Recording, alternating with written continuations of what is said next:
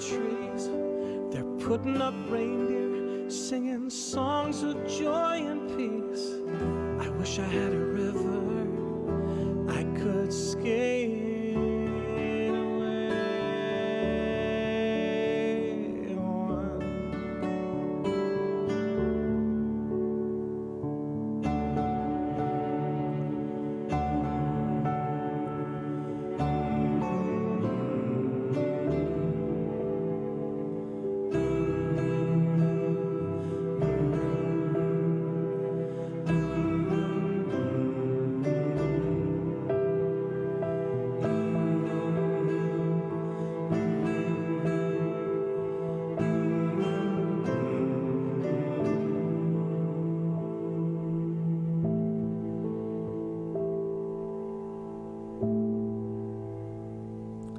Well, that's called River, and fans of Joni Mitchell will know it well. It's taken from the album A Love Letter to Joni from Brian Kennedy, which I have in my hand here, and I've been listening to it incessantly over the last few days. And that song, Brian, is going to be released digitally as a single. It's out right now on iTunes, exactly, because, you know, the formats of things have changed completely. But this album, the physical record, comes out tomorrow.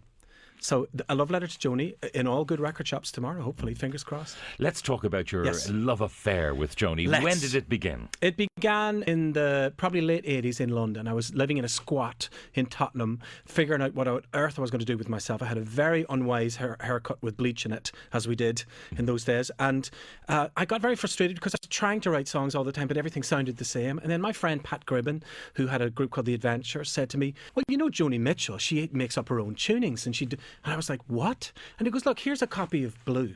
Gave me a copy of Blue. It absolutely changed my whole life within a week of listening to it. I didn't realise there were other tunings, there were other ways you could approach songs. The way that she didn't always have an obvious chorus, the way that she articulated herself emotionally. So finally, like, I don't know about you, Pat, but you know, sometimes when you hear a record, you think that person's speaking directly to me. And anytime I listen to Blue, it's like Joni is having a conversation with me about her life. You know, she'll do that he said, she said, that kind of thing. So obviously Blue has stayed with you because of the 10 tracks on the album, 3 are from Blue. Listen, if I'd had my way, it would have been a total re-recording of Blue, but that would have been good to nobody. I mean, I think it stands out for me as my absolute favourite. Maybe because it was the first one I encountered, I'm not sure. But don't you think? I mean, I think it's just one of those classics. It's a masterclass in songwriting. I love that you say that. It's a masterclass in guitar playing, in songwriting, in singing also. The way that she used her voice in those days. I mean, it was an instrument. It's extraordinary. Yeah, even when you were listening to yourself there on that protracted note, you were wondering still, could you finish it? I know, exactly. And I don't even smoke. I think she was a smoker in all those years, and she still is now. So yes, it's you think you kind of have Joni down until you try and record her, and then you discover, oh my goodness, not only was she a genius, but such a skillful musician and singer. Now, the themes that emerge, she is someone who was frequently in love. Yes. How deeply, I think she even talked about herself, how much love was about her rather than about him. Yes. The objects of her affection. But who are the songs about? I mean, were there big characters in her life? Well, it seems that she certainly wasn't shy. I mean, I love that she says, love the strongest poison and medicine of all.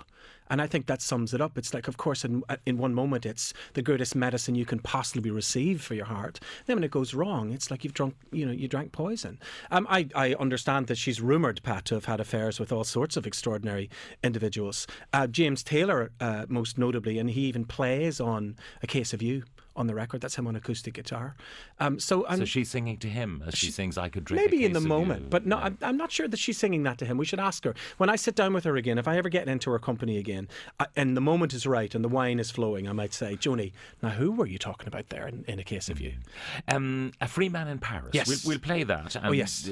Maybe you can tell us, because you claim you are, your chosen subject in Mastermind would be Joni Mitchell. I'm in the chair, Pat. All right, so let's hear Free Man in Paris.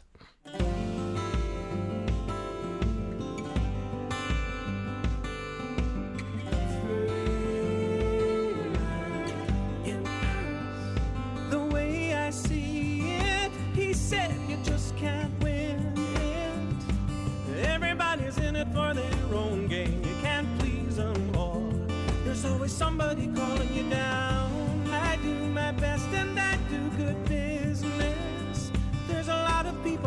asking for my time. They're trying to get ahead. They're trying to be a good friend of mine. I was a free man in Paris. I felt unfettered and alive. There was nobody calling me up for favors, and no one's future to decide.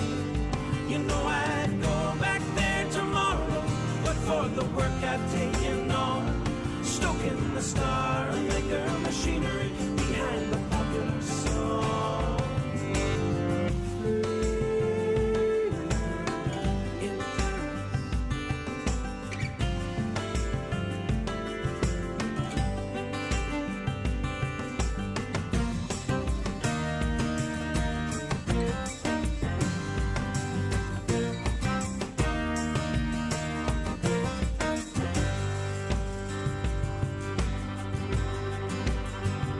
I deal in dreamers and telephone screamers.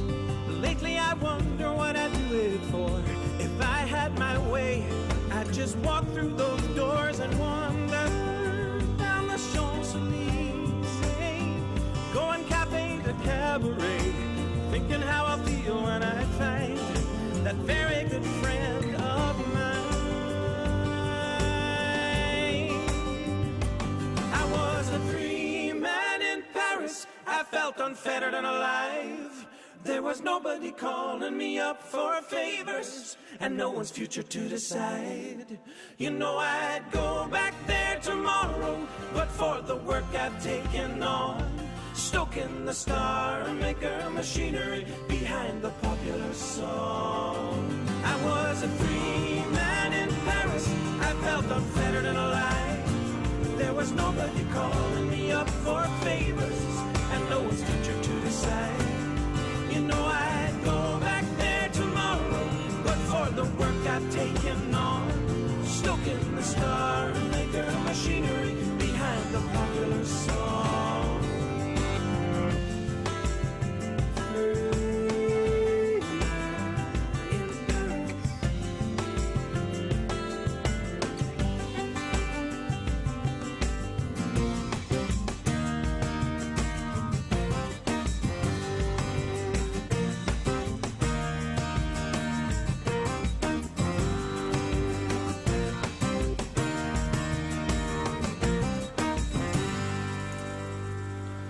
Free Man in Paris, originally heard in Court and Spark from 1974, Joni Mitchell, but they're taken from Brian Kennedy's new album, A Love Letter to Joni. So, what's the story with that song? The story with that song is that she was indeed in Paris, and she was with David Geffen, who was complaining all the time about people coming after him all the time, wanting him to do favours and all that. So I think she kind of felt that freedom herself there.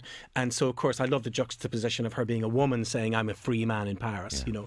And so I think it's really about that. She's basically saying, he's saying, you know, stoking the star maker machinery behind the popular song. You know, I deal in dreamers and telephone screamers and all these kind of things. So basically he was getting away from the madness of the industry in Los Angeles and New York, and suddenly experienced so that's what's because David Geffen went on to found Geffen Records and all the rest. And she made 4 or 5 records on Geffen Records, that's right, in the 80s. So the star maker machinery of behind the popular song.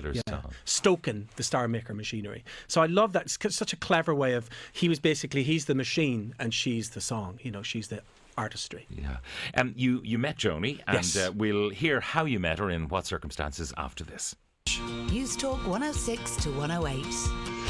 Oh, some of the texts coming in. Brilliant, Brian. Thanks from fellow Belfast man Johnny. Good Thank man, you. Brian. How brave to take on Joni Mitchell songs and then do them justice to boot. Oh, thank you. Free Man in Paris, one of my all-time favourite Joni Mitchell songs. Oh, and A Case of You, which is on the album. Chinese Cafe, the list goes on. That's from Ellie. Great to listen to Brian Kennedy read Joni Mitchell. I feel the same way about Ladies of the Canyon, a Mitchell album that changed my life and my songwriting. That's from Caroline Wonderful. in Kerry. What a beautiful rendition of a very beautiful Joni Mitchell song. Bravo, Mr. Brian Kennedy. Thank you. So that's from Ed Bryan in Wexford. Cheers. You didn't go to the obvious, though. Yes. You Didn't do both sides now. I couldn't, and I'll tell you why. Because her version that ended up in Love Actually, that a really powerful scene, where, do you remember where Emma discovers her husband is having an affair? That's the most amazing record that Joni revisited, called Both Sides Now, with orchestra. And there's something about this older woman who has seen life and love from both sides now. You just can't touch that experience. And again, Joni, it's untouchable. So I just thought, I of course adore that song, but leave her with the classic version. Her original version is just so. I mean, it's rhythmic and all that, but she delays all the notes in the later version. And her voice is so much lower now, full of experience. Like life has really hollowed her out, So tell us why this love letter, because you do know her. Well, I got to tour with her. Thanks to Van Morrison, I toured with Joni Mitchell and Bob Dylan and Van Morrison across America in 1998. She was promoting an album of hers called Taming the Tiger. She hadn't been on the road for years. You said to me you saw her in the 80s. That was probably the last time she toured. So all of a sudden I found myself, I could see her on the first 2 days from a distance, because her manager said, unlike you, like you today, Pat, she'd have terrible cold the first couple of days. So her tour manager said, look, if you just give her a bit of distance. We were like, absolutely, of course. So I waited my turn, and then I was in the loo in Van Morrison's dressing room backstage in Madison Square Gardens, and then all of a sudden I heard her coming in to see him, and I'm kind of trapped in the toilet going, oh, what do I do? Do I come out? What do I do? So I stayed in the loo and just let them kind of get acquainted, and then I left again and was coming down the corridor, and she came directly towards me, and before I could say anything, she said to me, "Are you Brian?" I went, yes, Joni, how are you? I hear you've had the cold, are you feeling better, blah, blah, blah. And we just hit it off. I talked to her every day. I had a little sing with her at the sound check one of the nights. It made me a deeper and a bigger fan than ever to meet her. Yeah. Are you in touch? We are, a little bit. I've sent her, obviously, this record. I've sent her, it is my audio love letter to Joni, because without her, I wouldn't write the songs that I do. I wouldn't play guitar in the way that I do. I wouldn't approach lyrics in the way that I do. So I have so much to thank her for. She just turned 70 on the 7th of November. So I just thought, you know what? If I get my skates on, I could actually make this record and send it to her. So that's what I've done. And it'll be out in hard copy tomorrow. Tomorrow, indeed. I'm going to do a Tower Records launch Saturday week, so that's the 7th of December. I'll be in Tower Records signing and performing these songs with a little bunch of musicians. Now, I'm going to be utterly self-indulgent because there's a track on this album which is one of my all-time favourite Joni tracks. Yes. It's from a 1976 album, Hejira. Hejira, yes. Pat, before we go, can I just squeeze in? I'm doing a Pieta House gig tonight in Galway. I'm going to sing River at that gig tonight. Okay. So that's going to be beautiful. In Galway, it's in that beautiful church called St Nicholas's, I think. Please don't kill me, that's the wrong church. But Google me tonight. But Amelia, you're talking about, is the most incredible short story in a song. It's all about Amelia Earhart. That's right. Amelia, it was just a false alarm. She talks obviously about coming so close to finding the big love of her life. And she finds out, I think, from what I understand the lyric means, it was just a false alarm. Did she, like Icarus, burn in the sun? Exactly. Or did she fall to earth, to water? Like Icarus ascending in beautiful, foolish arms. Amelia, it was just a false alarm. Let's hear it.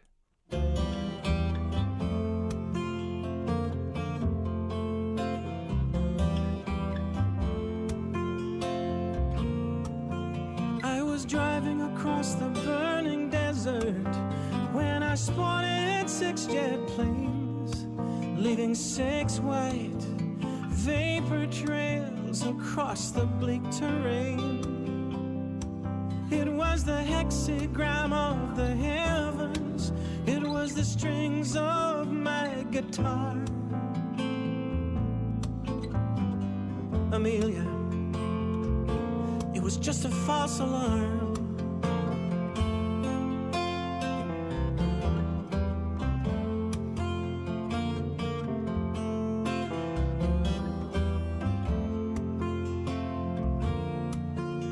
The drone of flying engines is a song so wild and blue. It scrambles time and seasons if it gets through to you. Then your life becomes a travelogue of picture postcard charms. Amelia, it was just a false alarm.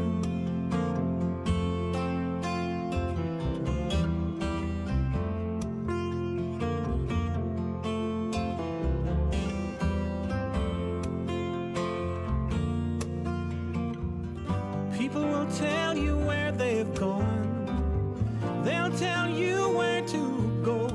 But till you get there yourself, you'll never really know. Where some have found their paradise, others just come to harm. Oh, Amelia, it was just a false alarm.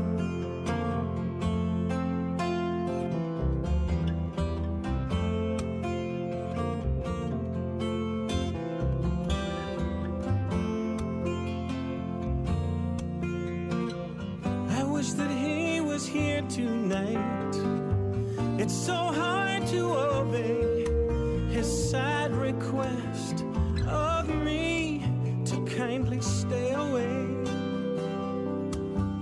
So this is how I hide the hurt, as the road leads cursed and charmed. I tell Amelia it was just a false alarm.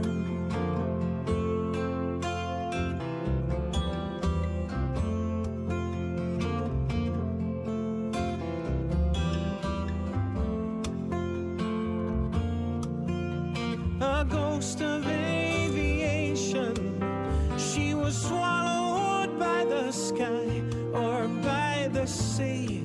Like me, she had a dream to fly, like Icarus ascending on beautiful foolish arms. Amelia, it was just a false alarm.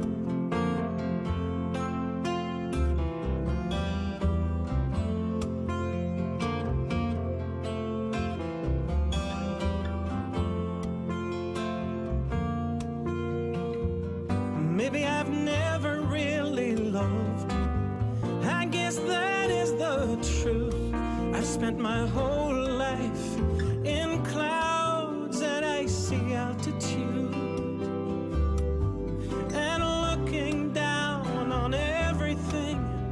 I crashed into his arms. Amelia, it was just a false alarm.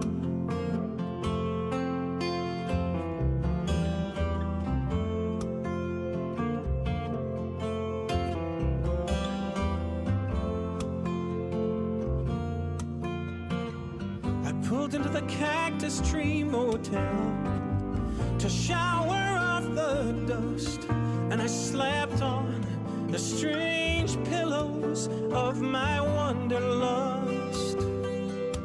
I dreamed of 747s over geometric farms. Dreams, Amelia, dreams and false alarms.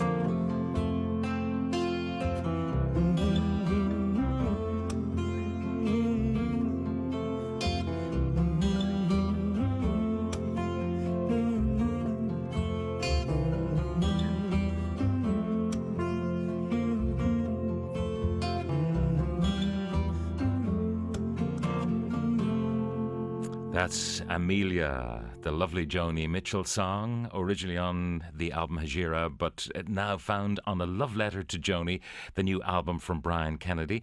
Thanks, Brian. Thank you, Pat. Someone in Galway. Oh, okay. Thank you, I'll Galway. say thank you in a moment. I would normally slap anyone who covered Joni, but you should be proud. Well done from Claire, High who listened to praise. Joni by the river every day. High in praise. Galway. Thank you. Come to gig tonight if you're in Galway. Well, I'm sure there'll be lots of people queuing up for the gig. But Brian, thanks a million for Pat, sharing. thank you Joni for with being us. so passionate about Joni, as I am. I can tell you're a big fan. Brian Kennedy, thanks a million. Pleasure.